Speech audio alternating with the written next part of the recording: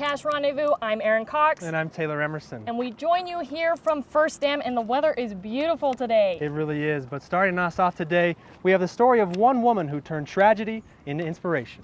Morgan Klinkowski is a USU student who was raped her freshman year. Now ending her senior year, she says she's overcome being sexually assaulted for herself, but she's also created a nonprofit organization to help other survivors too. Today is the Run Strong 5K. These racers aren't just here for the run.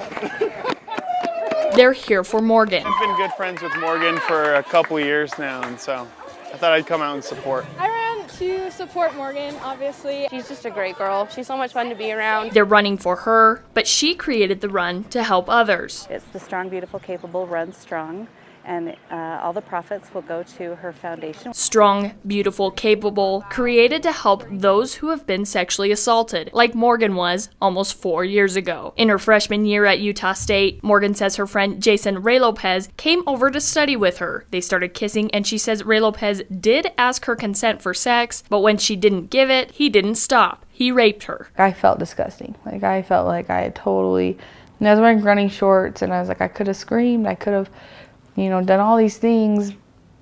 But in the moment, I was so paralyzed with fear that I didn't do anything. When she reported Red Lopez to USU, she says they told her 5 other girls had already reported him and they had given him a warning. Morgan says she felt like the university wasn't listening to her and her friends stopped listening to her, calling her a liar. That was really hard. That was almost as traumatizing as the actual event. Morgan went to the police and Red Lopez was arrested, but then she had to tell her parents. There's no way I could tell him, and because I'm a daddy's girl, so that was hard. And just angry with it. I think I was a little bit stunned, kind of shocked. She didn't even get teary. She just kind of pointed a finger at me and was like, all right, Morgan, you're so strong and you're beautiful and you're capable and you're going to get through this. And that's going to be a choice that you make going forward. That is not a choice that someone's going to make for you. And Morgan says she made her choice after feeling angry for years. And I've forgiven him too. She turned it into something for the positive, something for good, something that could benefit her and also help others. And for them, giving a reason to run. It's not so much about the run. It's, hey, a lot of people we're together, we're banded together to support this. I'm so proud of her. I'm so proud of her and what she's done. It goes beyond surviving sexual assault. It gets down to your core of being beautiful and strong and capable, and so it's meant everything to me today. Morgan says she was able to raise over $1,000 at Saturday's run that she's using to create a scholarship with. Now, she says anyone can apply on her website online, and the deadline is May 27th. Helping people overcome challenges, 2 Utah men are teaching people how to skate, and Nicole Heaps is here to tell us why. So I wanted to know more about Skate to Fight, and I talked to a couple of the guys with the group, and I found out a couple cool things.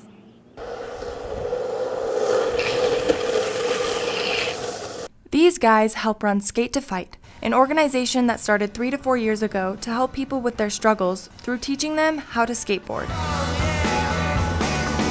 And a bigger part of that is creating a community, showing that there's other people, you're not alone in anything.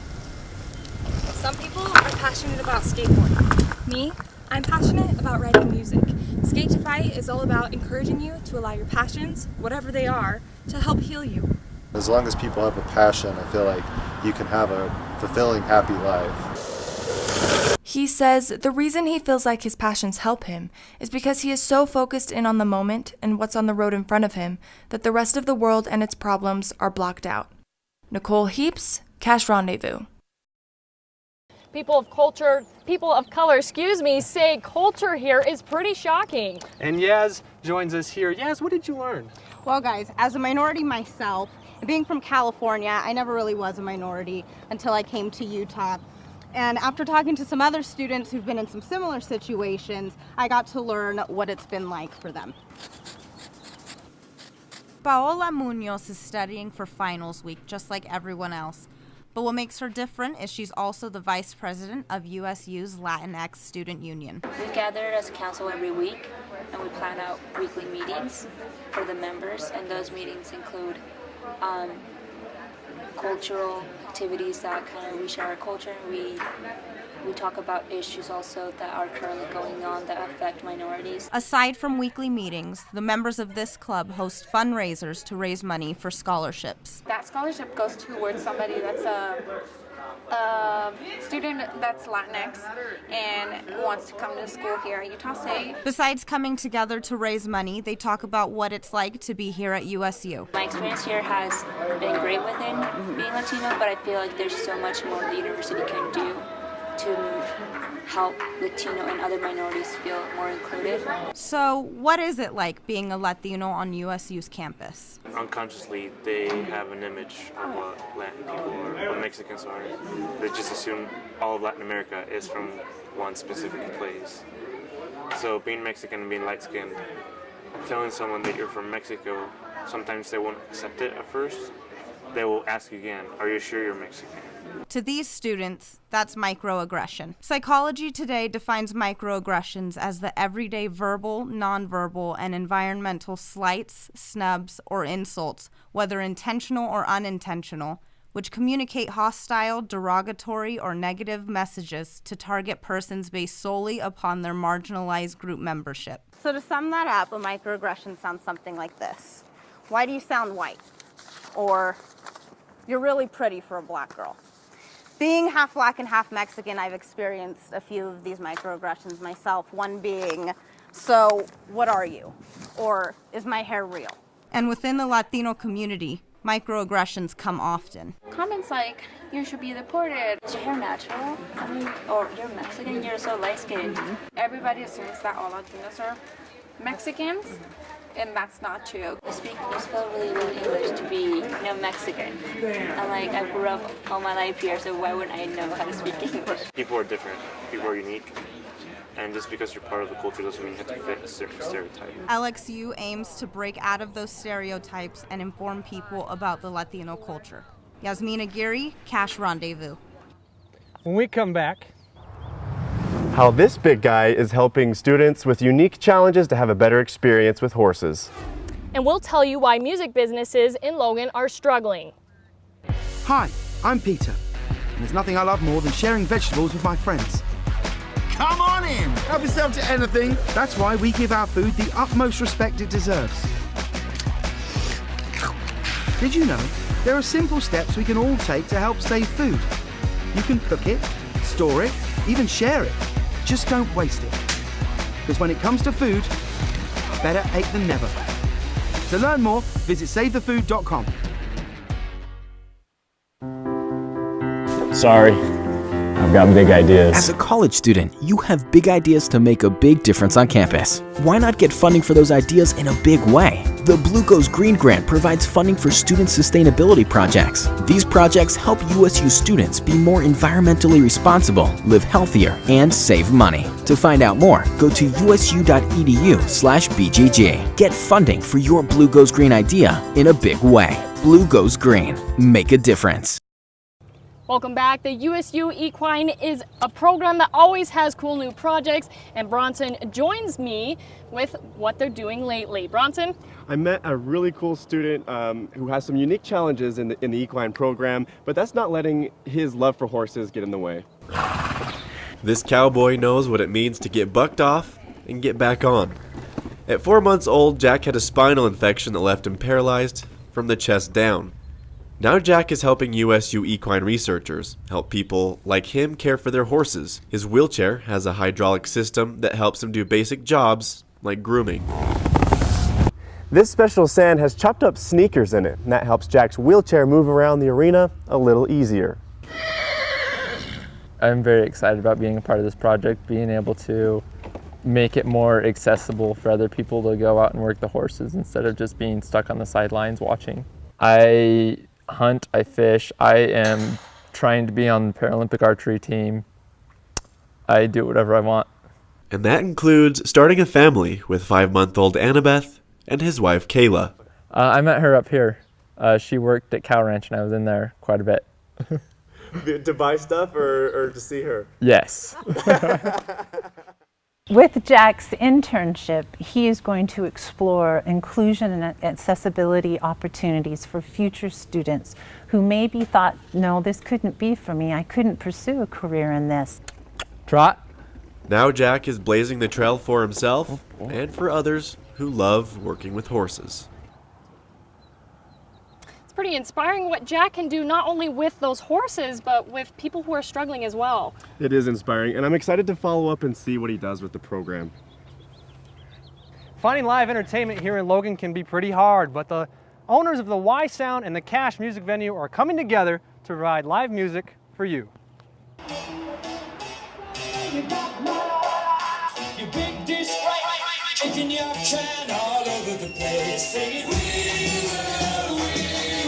Well, with the Cache venue, it has been so awesome with that coming into Logan.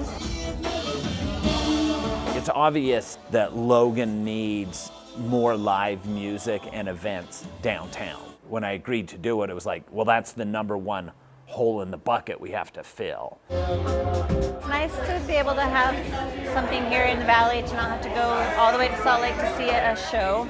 We got 4 kids, so it's a big to-do every time, but having something closer, it's nice. We can walk home from here. Music is a social thing. We learn to play it to a certain level so that we can play it for other people. We want to share it with them, you know, this thing that we're really passionate about. The real challenge, if you try and boil it down, is how do we keep what we love about Logan while also creating opportunities that people want?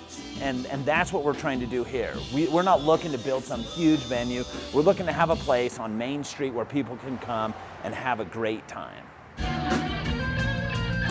The music scene in Logan kind of has an uphill battle just because it's not the biggest city. And typically that's what helps the music scene, is if there's lots of people that are able to go out, and if there's lots of people, there's more people that are likely to be interested in what you are doing. I feel like the university and downtown don't mix as well as most college towns do. And hopefully this event center will be able to bring them down. You know, I know what it's like being in a small town with a music scene that's hard to keep going and hard to get support from, you know, living down in Provo for as long as I did. So I'm really stoked about being able to help out and to bring some real quality entertainment to Logan. It's hard to get national acts to come to a place like this because sometimes they just don't get the support. I've literally went from using more local bands to using the bigger names. I just have to go with the bigger names to have the impact and to even get 100 people out to the shows in Logan. Y Sound was going out of business, and I was like, shoot, well, we're not gonna have like any venues in town. This was before I actually knew about the Cache too. So I was like, we're not gonna have anything. So I was like, what can I do? And I was like, well, I could either talk to other people and see if they want to buy it, or I could just go and buy it. So that's exactly what I did. I just went, and I didn't really think too much. I was just like, hey, I'm just gonna do this. What we're seeing with, you know, Y Sound coming back and with the Cache is people trying to get that going, trying to say, well, why not Logan? And there's enough people here that you could have a music scene, and so it's nice to see that people are trying. I feel like Logan doesn't need a music spot, we need a music scene. And I'm really glad that Y Sound's back open. I think they're having some success and we're a lot stronger together. I mean, the #1 thing people can do if they want to have stuff happen downtown is to go to stuff that's happening downtown. I've never seen a university town that's so hard to get people from the university out to shows and out on the town to see live music. The hardest part right now is definitely just getting the place filled every week. I think it's just more advertising and getting our name out there. I look at bulletin boards all around campus and I haven't seen anything. If I did see it, I'd consider it, go with my friends, bring it up with them and stuff. So posters don't do a lot for me, but if someone came up and was like, hey, come see this, then I'd be like, okay. One of the big things we're doing is these open mics, is we're starting to do these every Tuesday, and that's going to help bring out a lot of people when we're going around and passing out flyers on campus. One of the main goals that I'm trying to achieve is to bring the university staff and students downtown. For me to feel successful, it's going to be when the university is downtown having a great time. If Cache Valley wants to have a music scene like it is capable of having with a major university, You've got to come out and support the stuff that we're doing. Did you see the lineup from Beaver Mountain Music Festival? Pretty sick, huh? Not just Smile Productions, but all the promoters and all the bands and musicians and local music in this town. If you don't come out and support it, then we can't afford to keep bringing it here. It takes all of us. It's not one of us. It takes every one of us to be part of a scene and a family. Coming up, have you ever been the best in anything? How about 7 times? We'll show you the athlete who has. And we take a look back at the year of USU sports and how we're setting up for next year. I'm only 17, but I know about investing. Believe in something, buy shares in it, watch it grow. So, what if you could invest in the future? The future of kids, like a stock. Not the kind of stock that's about making money, but a stock for social change. A whole new kind of investment called Better Futures. When you invest, it helps kids go to college. I could be one of the first college graduates from my family, the first philanthropist from my neighborhood. And if I'm the first, then maybe there's a second and a third. Believe in us, invest in us, watch us grow. My name is Sydney, and I'm your dividend.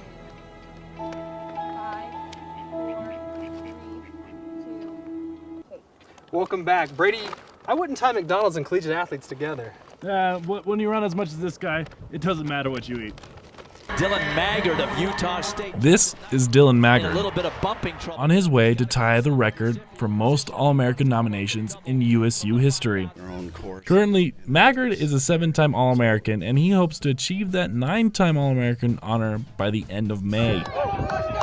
At first glance, this blue jean running and long curly-haired man doesn't seem like your traditional track star.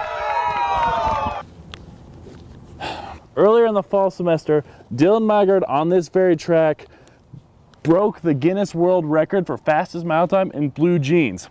So what would happen to a schlub like me if I ran that same mile wearing jeans? We're gonna find out. It's probably not gonna look pretty. Now the goal here is to run as fast as I possibly can wearing these jeans for 4 laps. That's equivalent to a mile. Dylan did it in 4 minutes and 11 seconds. I will not. So here we go. I run a mile in just under 7 minutes. Just halfway there. But in jeans, I ran it in 8 minutes. That is a lot harder than it looks. I think a lot of people see him as almost kind of like a rock star of you know, NCAA track and field. And his teammates agree. Dylan is a very unique individual and really a good person, has a good heart. What may surprise you is diet. He really likes me as McDonald's, and a lot of runners at that level would probably shy away from eating that type of food. And he burns all that off. Dylan told me that he runs at 100 to 105 miles a week, and he doesn't do those in jeans. That's the same as going from Logan all the way to Salt Lake City. And see his evolution as an athlete from pretty run-of-the-mill, mediocre to somebody that's very good. He ranks first all-time in the mile, 1,500 meter, and 5,000 meter. I still have more work to do, so I try to be humble but hungry. It's not what you would expect. Brady, I don't know how he does it. Last time I ran a mile was high school. Yeah, let alone the amount of McDonald's I eat, I would not try running, as you probably saw in that video. He must be an Aggie, but there was a lot more than running that went on in Aggie sports. Alex joins us with the update. You know what, guys? We saw some heartbreak. We saw some excitement this season, and there's definitely a lot of changes coming to Aggie sports. Let's take a rewind and show you what happened this year. Way Air Force can't get it, hits the front 9, points still going.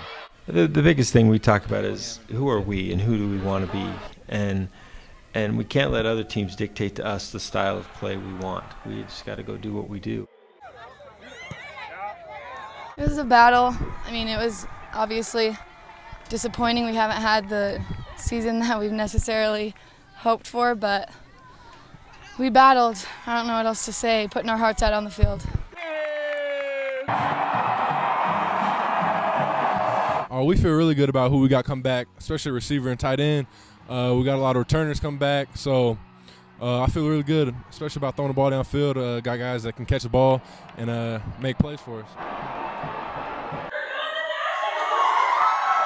This is something we've not been only working towards this season, but for years we've been working towards this. We bought in, we set goals at the beginning of the season that we would be the first team to nationals, and now we can finally say we're the first.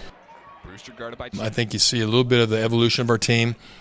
We haven't given up. We're a strong fiber team, strong character team, and there's a belief that we can compete. The pace that I go at is the pace that the team will go at. So, a lot of that burden is on my shoulders. Anything I can ever do in the community, please let me know. I'm a very passionate guy, and I just can't wait to get rolling. Go Aggies! We had ups and downs like we expect, to have, but we had a lot of players find a way to stay consistent in what we've been working on, and I think we got a little bit better today. The guys that have been here before, they know what it takes, so we have that going for us. We have that good experience, but we feel like we have to go after it. We have to play to win, and nothing's going to be handed to us. We have to earn it. We've just got to keep building meet after meet, and if we keep doing what we're doing, we'll be there.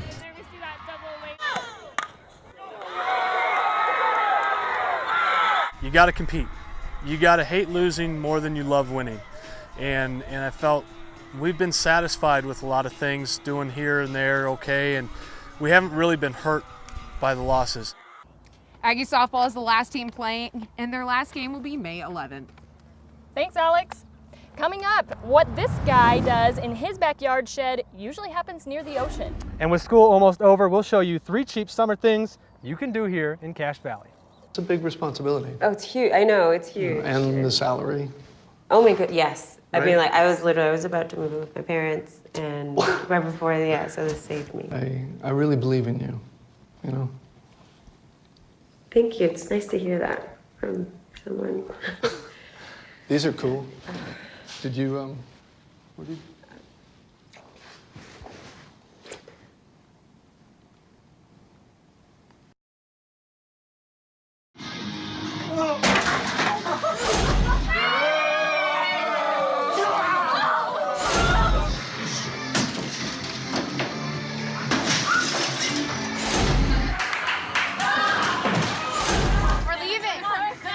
Most party fouls are pretty dumb. But if you decide to drink and drive underage, you could lose your license and your freedom. Underage drinking and driving. The ultimate party foul.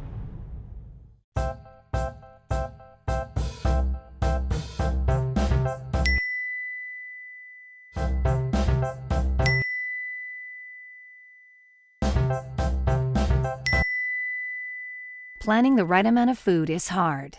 The Guestimator makes it easy. Just tell it who's coming and what's for dinner. Then it tells you how much to make. And yes, it even plans for leftovers. Try it at savethefood.com. Welcome back. It's starting to get so warm here. The weather is great, and we have Yasmin Aguirre to show us our extended summer forecast. Yas?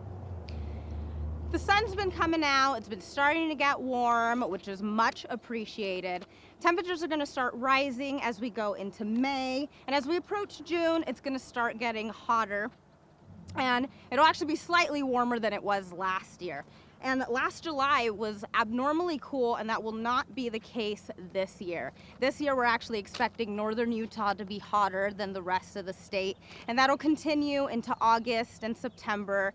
And for those of you Aggies coming back to Logan for the fall semester, it'll be nice and warm for you. Back to you guys. Yas, looks like it's going to be a great summer and good weather. Yeah, and here at Utah's lakes and ponds, you probably won't expect to surf. I don't even think you can. And you probably don't even own a surfboard, chances of it. But even though we don't live by the ocean, one guy is keeping his passions alive here in Logan. In his backyard shed in Hyde Park, Utah, Thad Nichols has a hobby you wouldn't expect. He hand makes surfboards. Being in Utah and being a surfboard builder is definitely something that's unique. That's probably one of the last things people would expect to see. He does everything by hand, from measuring to cutting to shaping to setting the rocker and curve to smoothing and blending.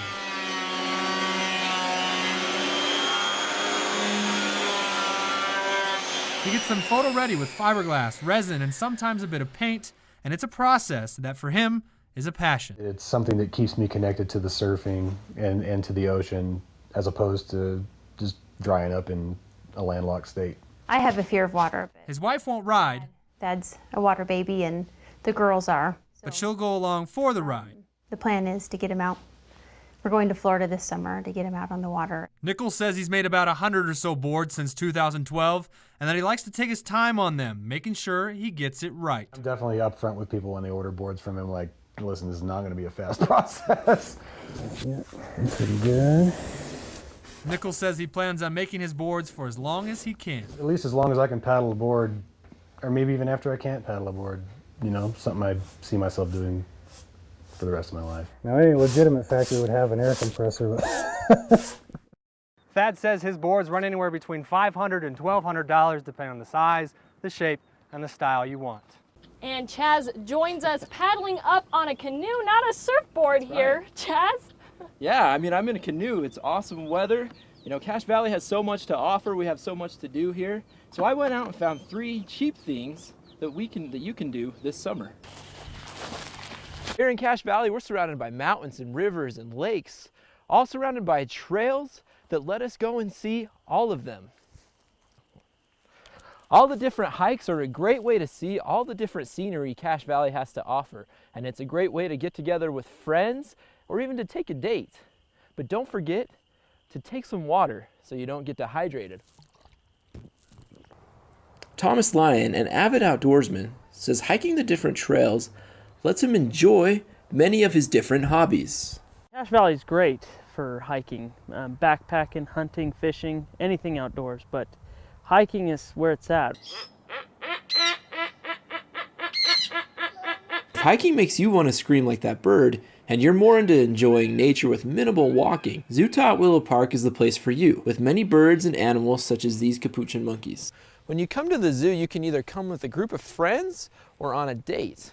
Or you could bring a kid for one of the many fun activities that the zoo offers. An employee said the zoo offers many different programs for children, and there are plenty of animals. It's a really great place. Got a lot of cool animals, a lot of unusual animals you wouldn't see every day. The zoo has a variety of animals, but if you're looking for a Mustang or T-birds, you'll want to hear about this. If you like classic cars like this 1970 El Camino, then Cache Valley has something for you. But even if you don't like this car, the Cache Valley Cruisin' will probably have something that you like. The cruising usually happens the first weekend of July, and if you don't want to pay to get into the fairgrounds, there's always the parade. The cars drag up and down Main Street for everybody to see. Cache Valley has so much to offer, all you have to do is go out and find it. Thanks, Chaz. And thank you for joining us on our Cache Rendezvous. Good luck with finals next week, Aggies. And from all of us here on the set of Cache Rendezvous, have a great summer. Good job, guys. Good job. Woo! What are you doing here? Wait, what is happening? Awesome, awesome. How long do we have to do this candidly for?